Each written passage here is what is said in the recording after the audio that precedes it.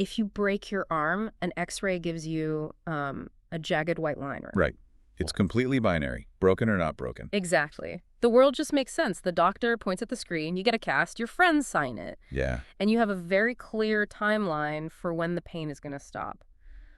But what happens when the injury is acute emotional trauma? That's the real question. Right. Like when your entire reality suddenly shatters, the X-ray machine is just completely useless. You are essentially left bleeding out in a reality that no one else can see. Yeah, it's an invisible injury. So today we are looking at the ultimate triage manual for that exact invisible injury. Welcome to the deep dive. And if you're listening right now, settle in because the primary source we are unpacking today is just breathtakingly raw. Oh, it really is. We are examining this real-time, unfiltered YouTube diary entry by a creator named Kai.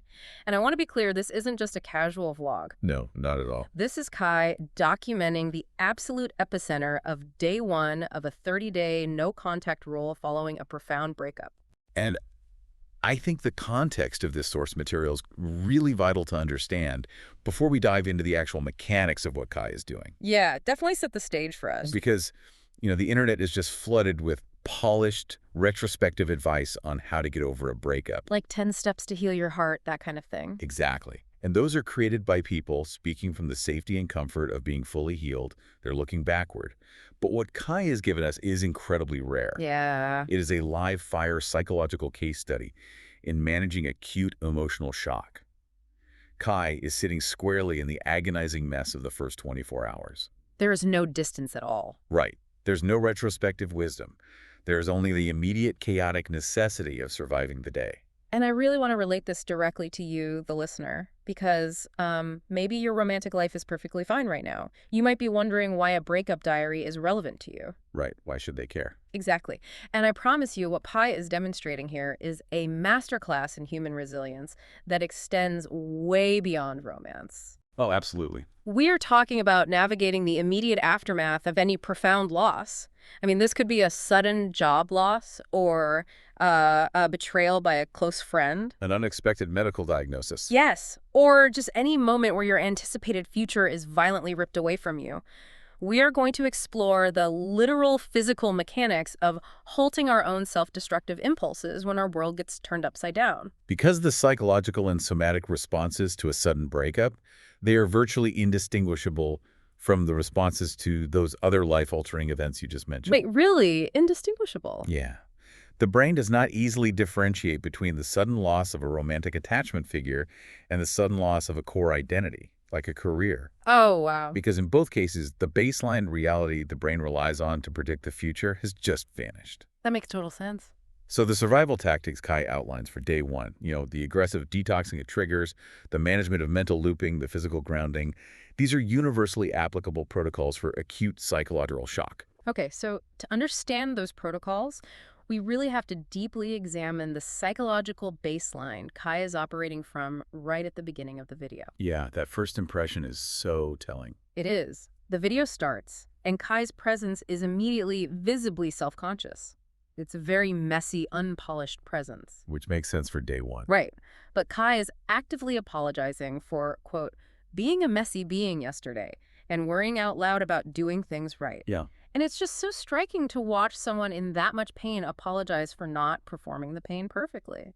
It really highlights a profound struggle, the tension between experiencing raw, unedited agony and the societal pressure to present that agony in a palatable, organized way. Like we have to neatly package our trauma for other people. Exactly. And Kai astutely notes that worrying about doing things right is actually taking away from their presence in the moment. Because it takes energy. Huge amounts of energy. Yeah. When you are in shock, your cognitive load is already maxed out. If you are simultaneously trying to monitor how your shock is being perceived by others, You're just draining the battery. you are severely depleting the very resources your brain needs to process the trauma. And Kai describes the physical sensation of this baseline state so vividly. I mean, it's not just a sad thought or a heavy heart. No, it's visceral. Kai says, I feel like the energy coursing through my body. It's restlessness, it's grief, it's anger. And Kai makes this incredible point that on day one, you can't even identify denial or bargaining yet. You are purely in a state of shock. Which is such an important distinction. We often hear about the classic stages of grief. Denial, anger, bargaining, depression, acceptance. Right, the 5 stages. And we tend to view them as these neat little boxes we check off in order. But Kai's observation that you haven't even earned the right to denial or bargaining yet, that is clinically accurate? Wow, so shock comes before the stages even start. Exactly. Shock is the precursor to all of that. Shock is the body's anesthesia combined with a massive adrenaline dump. What does that actually look like in the brain, though? Well, the prefrontal cortex, which is the logical planning part of the brain, it gets flooded with the reality it simply cannot compute. So it essentially short circuits, It just shuts down. pretty much.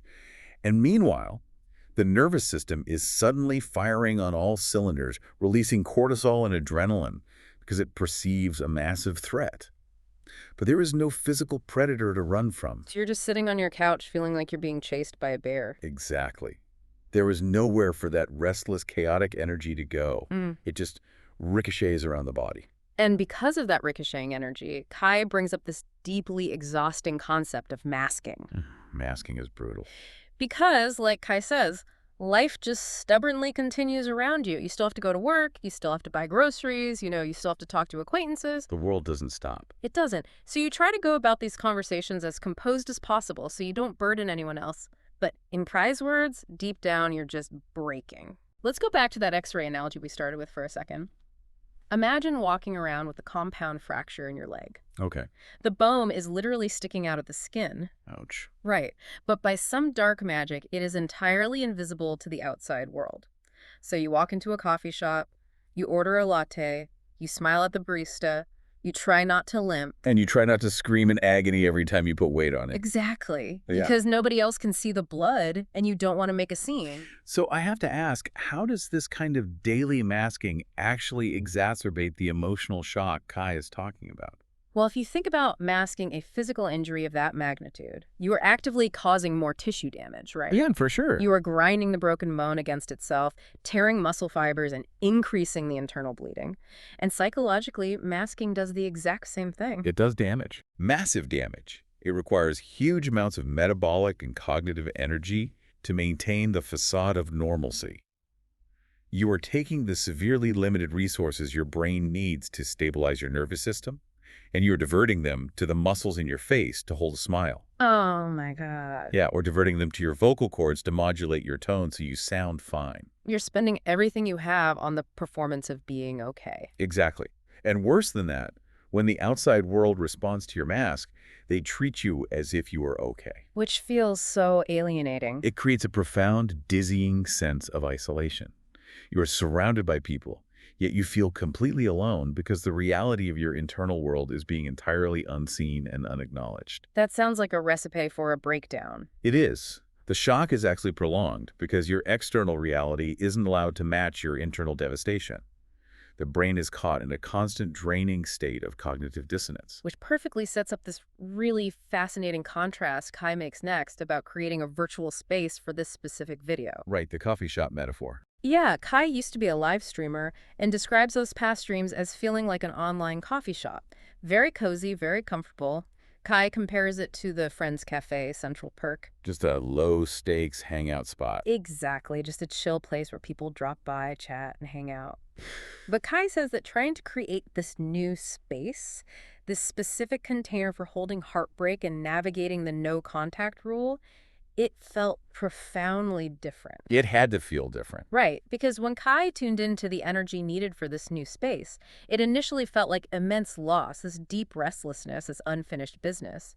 But then overnight, Kai says it suddenly shifted to anger. And Kai makes a very crucial, sophisticated distinction here about the nature of that anger. Because it's not what we usually think of when we hear the word anger. No, this isn't a destructive, retaliatory anger directed at the ex-partner. Kai isn't trying to make the viewer angry at their own exes. Right. Kai identifies this specific anger as a protective energy. It exists solely to establish a boundary. Kai says this anger gives clarity and intention to open the space. It creates a safe container so that the viewer, the listener, can, quote, existentially plop and feel, Existentially plop. What a visual. Ah. Existentially plop. Let's analyze this pivot from the Friends Cafe to the container of anger, because it's really a masterclass in emotional architecture. All right, let's break it down. The Friends Cafe is about casual connection, right? It requires very low stakes and porous boundaries. People Oh, come and go. right, it's easy breezy. But acute grief cannot exist safely in a Friends Cafe. Acute grief is messy, it's volatile, and it is entirely naked. If you try to process acute grief in a space without fierce boundaries, you will get trampled. Right, like someone will bump into your invisible broken leg and spill coffee on you. Exactly. Think of this protective anger like a guard dog pacing the perimeter of a fence. Oh, I like that. The anger says, this space is protected, nothing gets in here. No casual opinions, no toxic positivity, no judgment. None of that, just smile and get over it stuff. None of it. Only behind that fiercely guarded perimeter can someone feel safe enough to existentially plop, to drop the exhausting mask, stop holding their muscles tense, and simply collapse into the truth of the shock. So you need the anger to build the wall.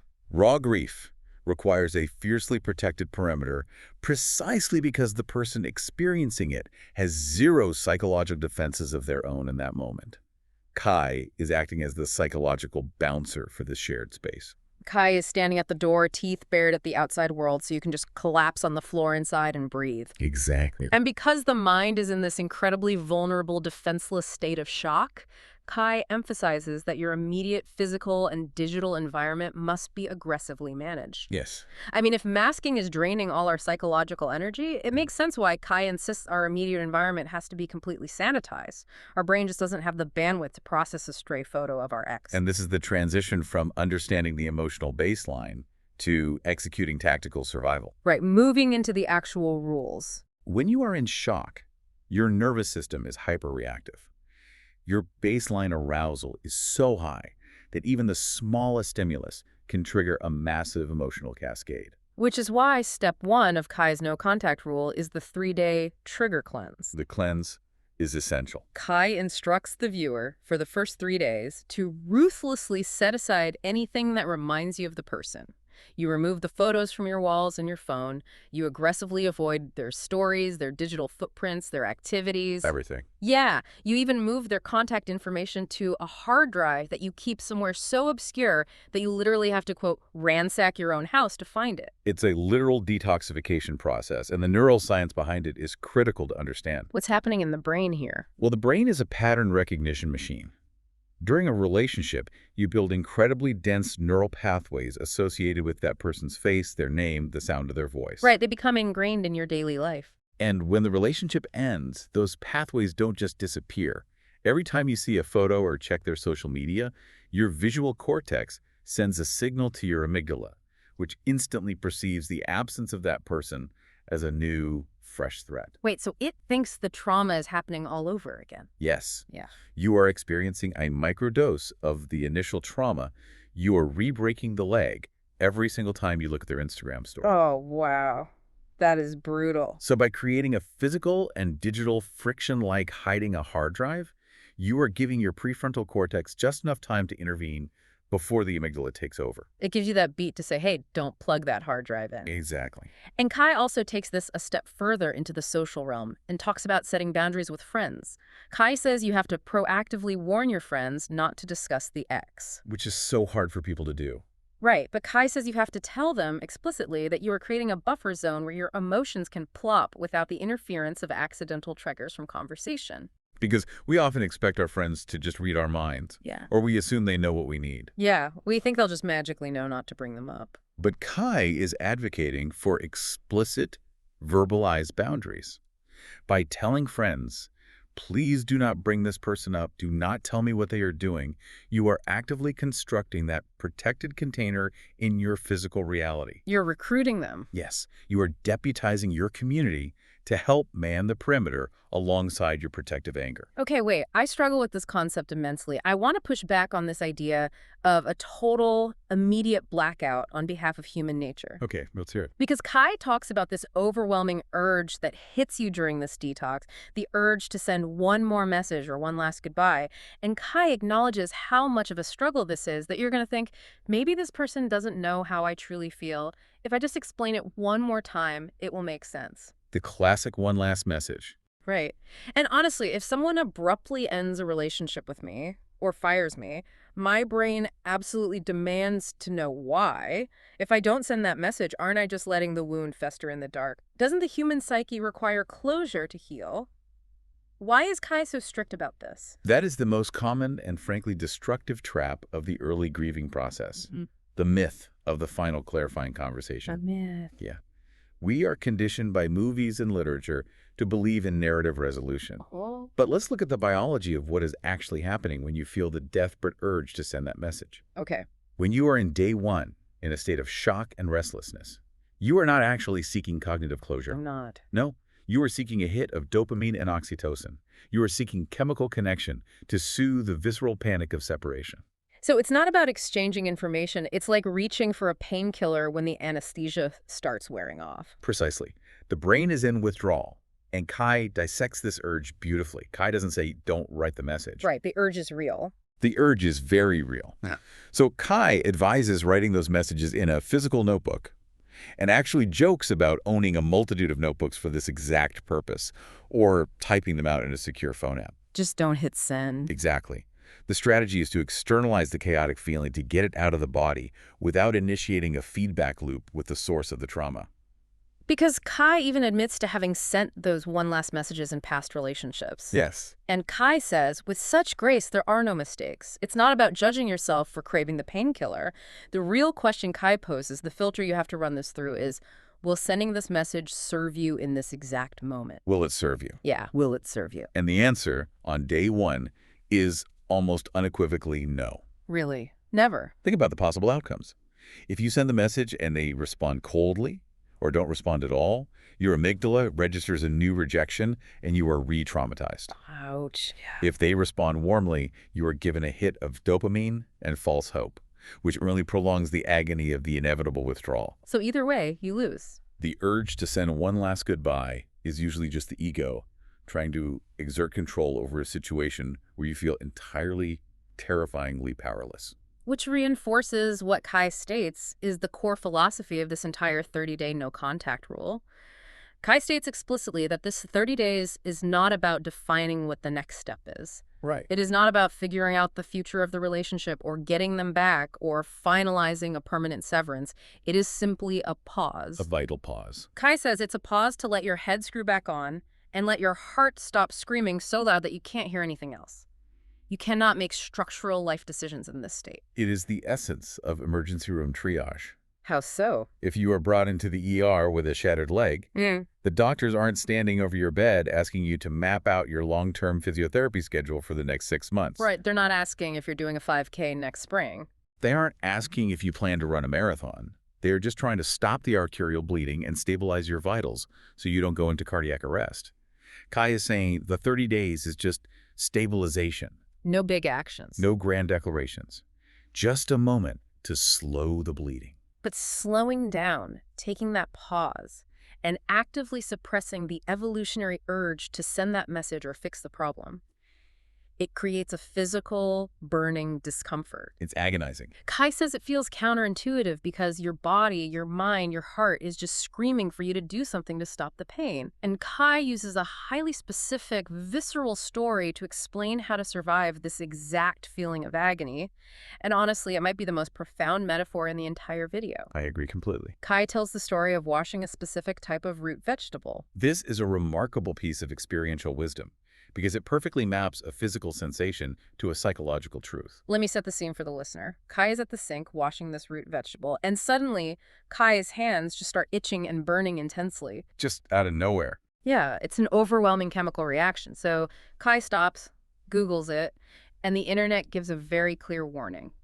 Whatever you do not scratch the itch. Which is the hardest thing to do. Because scratching the skin will only open the pores and allow the poison from the vegetable to penetrate deeper into the tissue.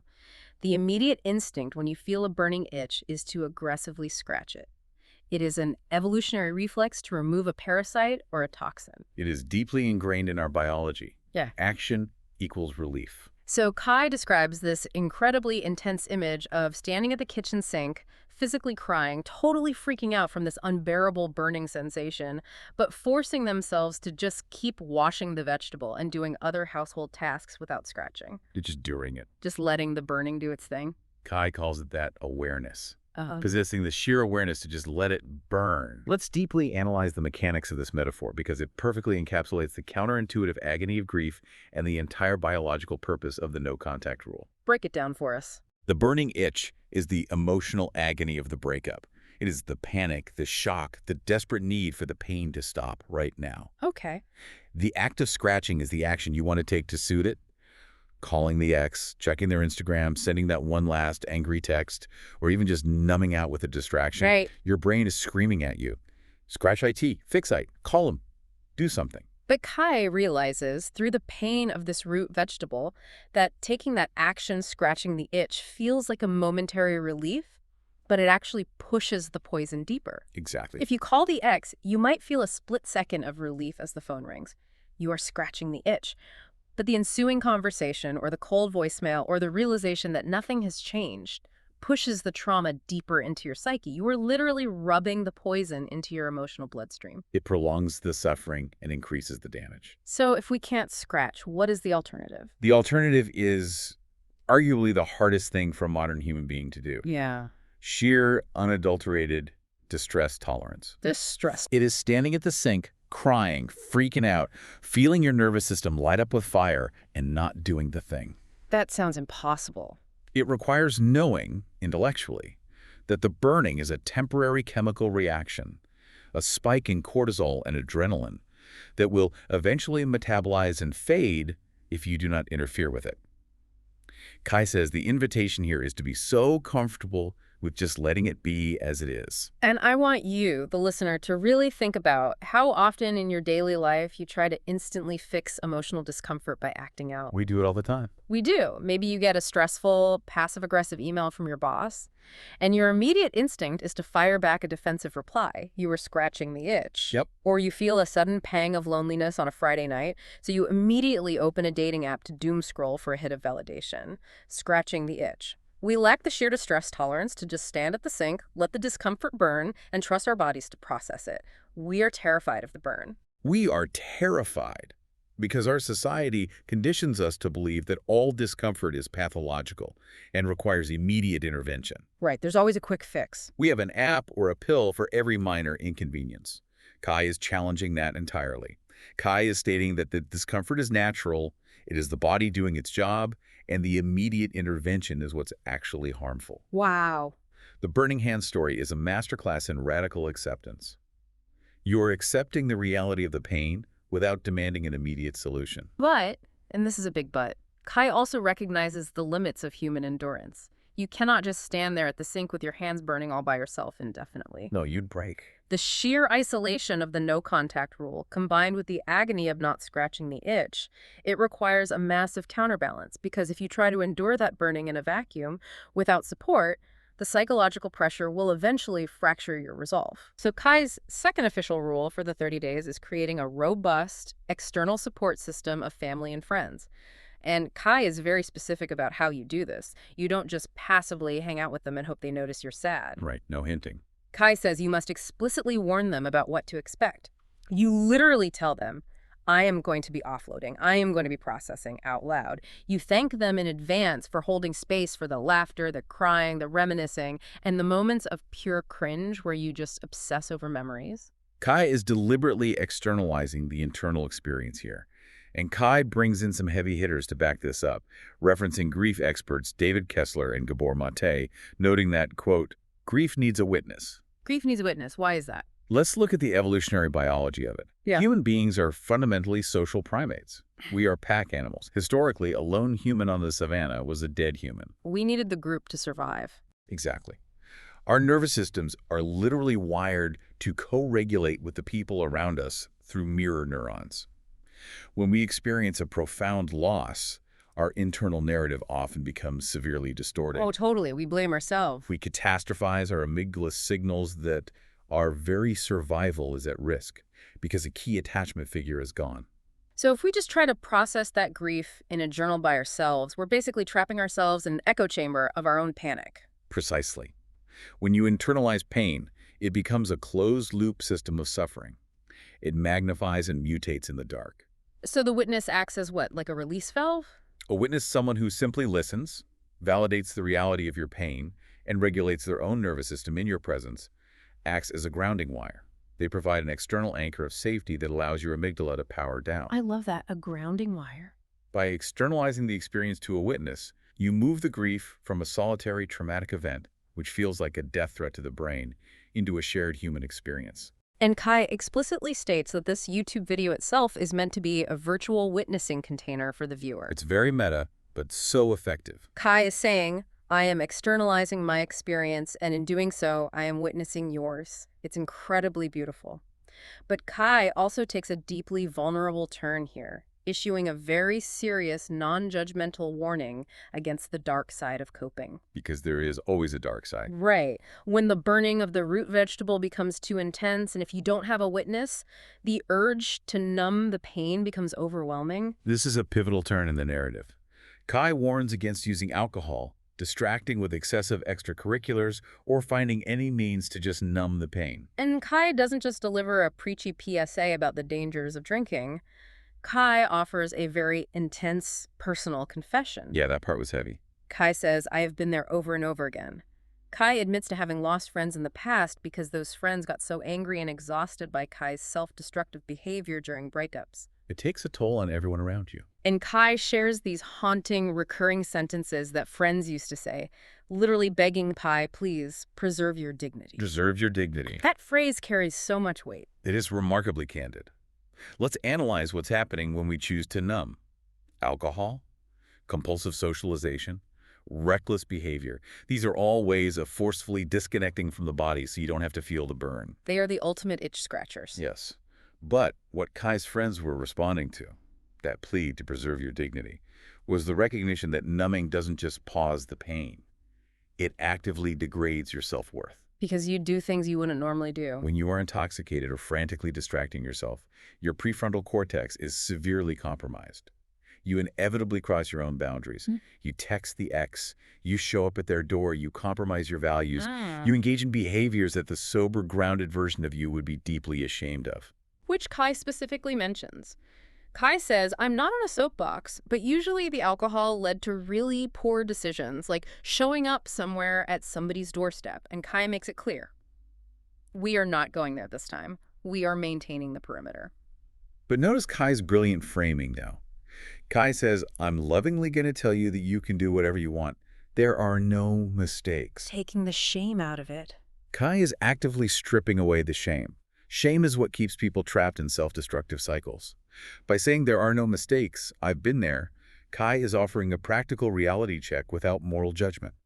The message is, you can choose to numb, but understand the mechanical reality that it breaks the very container of stillness you are desperately trying to build for your own survival. Exactly. It reinforces exactly why the 30-day container of stillness is vital. You are literally protecting yourself from yourself. But even if you have a great support system to stop you from showing up at your ex's doorstep with a bottle of tequila, your own mind is still going to try to self-destruct from the inside. Oh, the mind is a very tricky place. The battlefield moves entirely inward. Kai's third official rule is learning to label your internal cognitive processes. You have to get incredibly good at identifying when your mind is ruminating or looping. Looping is a huge challenge. And Kai even suggests giving your friends permission to point it out. Kai talks about how friends would be patiently listening, and Kai could see their facial expressions change, and they would just gently say, Kai, you're looping. Just a gentle nudge. And Kai would realize, oh, okay, my mind is trying to resolve things. The mechanics of looping are fascinating and terrifying. The brain network responsible for this is often the default mode network. Okay, what does that do? Looping, or rumination, is the brain's misguided attempt to solve an emotional deficit with cold logic. The brain thinks, if I just review the memory one more time, if I just analyze that last text message from every conceivable angle, I will find the hidden variable that explains why this happened. Like it's a math problem to solve. Right. It thinks, once I find the missing logic, the puzzle will be solved and the pain will stop. It's like a detective obsessed with a cold case, just staring at the evidence board at 3 a.m. with red string everywhere, convinced that if they stare long enough, the answer will magically appear. That is a perfect analogy. But there is no hidden variable on that evidence board. The relationship is over. The loss has occurred. The logic cannot undo the reality. So what happened? The brain reaches the end of the thought, finds no solution to the emotional pain, and simply starts the loop over again at the beginning. It just plays the tape again. By labeling it, by having a friend say you're looping or identifying it yourself, you introduce metacognition. You engage the prefrontal cortex to oversee the process. You're no longer just thinking the thought. You are observing yourself thinking the thought. But Kai points out that recognizing the loop is only step one. The actual practice, the brutal part, is the pattern interrupt. The pattern interrupt is so hard. Kai explains that stepping out of the loop once you recognize it is physically agonizing. And I want to highlight the analogy Kai uses here because it's intense. Kai compares a breakup directly to addiction withdrawal. It's an accurate comparison. Kai says it feels like you're withdrawing from an addiction, and your entire body, especially your mind, feels this massive disruption. Let's delve into the neurochemistry of why the pattern interrupt feels identical to physical withdrawal. Yeah, explain that. When you are in a relationship, your brain develops deep neural pathways associated with that person. The routine, the physical touch, the anticipated future, these all trigger a steady release of dopamine, oxytocin, and serotonin. As the saying in neuroscience goes, neurons that fire together wire together. Kai mentions exactly that. The flow of thought is heavily reinforced by the routine and the things you've gotten used to doing with that partner. So when the breakup happens, the source of those neurochemicals is abruptly shut off. When you start looping, reminiscing, questioning your mistakes, fantasizing about getting back together, your brain is essentially trying to squeeze a few residual drops of dopamine out of those old neural pathways. You're chasing the ghost of the high. Exactly. When your cognitive gears are in full throttle, as Kai says, you are re-entering the flow of the addiction. You are simulating the connection to get the chemical hit. So when a friend says you're looping, or you realize it yourself and you force yourself to stop, you are abruptly cutting off your own supply. You are inducing an immediate withdrawal state. And Kai perfectly articulates why it hurts so much. Kai says it's like your psyche is just being pulled from something that it wants to complete. The psyche desperately wants to finish the thought. It wants to complete the puzzle, because completing the puzzle means getting the reward. But the very nature of a rumination loop is that it never completes. It is an impossible, unsolvable puzzle. Being okay with leaving the loop means accepting the profound discomfort of a permanently unresolved narrative. It's holding two agonizingly conflicting ideas together, identifying you are looping and being okay with stepping out of it, even though every single cell in your body wants to finish the argument in your head. It's brutal. It takes immense practice. And to survive this, Kai shares a specific resource, an audiobook called The Happiness Trap by Russ Harris. Kai specifically suggests the Audible version because Harris's soothing voice, combined with the exercises from acceptance and commitment therapy, or ACT, really helped create separation from the overwhelming emotions. Acceptance and commitment therapy is a highly effective modality for this exact struggle. How does it work? The core premise of ACT isn't to eliminate bad feelings or thoughts. It's not about forcing yourself to feel happy or positive. It's about accepting what is out of your control while committing to actions that align with your values. In the context of looping, ACT teaches a concept called cognitive diffusion. Cognitive diffusion. Let's look at how that works chemically. When you are fused with a thought, your brain treats the thought as absolute reality. Your amygdala reacts to a memory of a fight as if the fight is happening right now. Okay, so you feel all the stress of it again. Diffusion creates cognitive distance. Instead of saying, I made a terrible mistake and I am unlovable, you learn to reframe it and say, I'm having the thought that I made a terrible mistake. That is fascinating. Just adding that little buffer phrase, I am having the thought, that changes the entire architecture of the experience. It does. It creates that separation Kai was talking about. You become the observer of the loop, not a prisoner inside it. It creates distance between your core self and the turbulent weather of your passing thoughts. It engages the observing self, which lowers the emotional reactivity of the brain, allowing the cortisol levels to slowly drop. Okay, so we've covered the internal mental battlefield, how to interrupt the loops, and how to detox your environment. But what happens when the outside world literally intrudes on this carefully constructed ecosystem? The dreaded real-world test. Exactly. What happens when the hypothetical becomes reality? This is the ultimate listener question, right?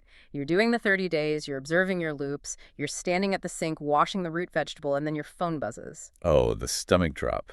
Right. What if the ex actually calls or messages during the no contact period? This is the ultimate stress test for the entire 30-day container.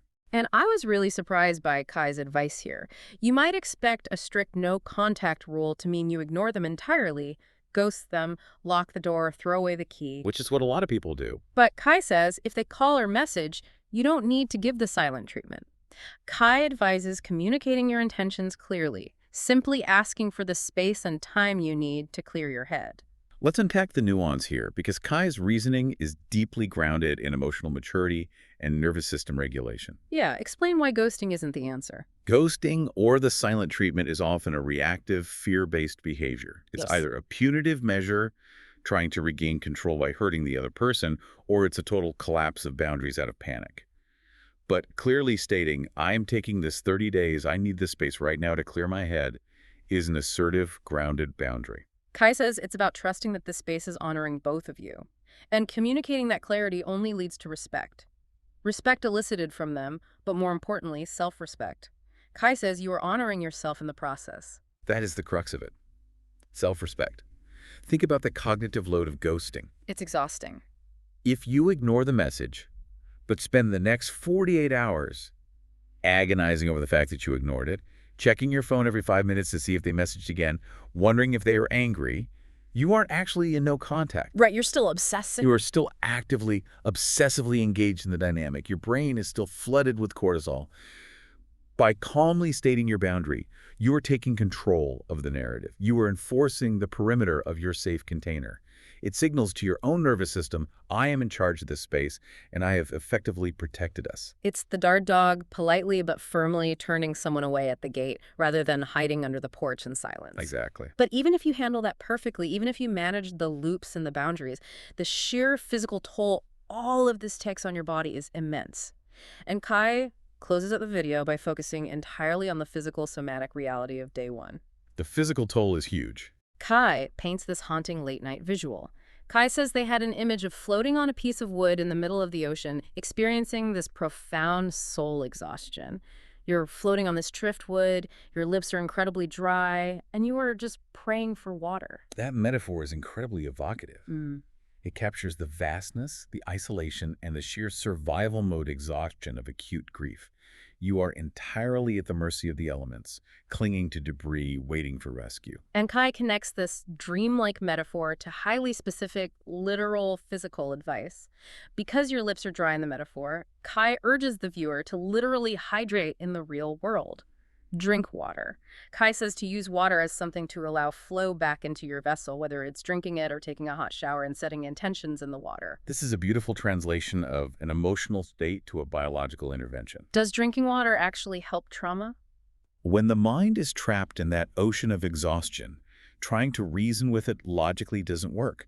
You have to speak the language of the body. Dehydration mimics and actively exacerbates anxiety symptoms in the body. Increased heart rate, dizziness, fatigue. Wow. And hot water in a shower stimulates the vagus nerve and shifts the autonomic nervous system out of fight or flight and into rest and digest. Kai is advocating for basic, foundational biology as the first line of defense against emotional collapse. Kai specifically lists nervous system regulation techniques. Kai mentions holding the forehead. Kai mentions rubbing your arms.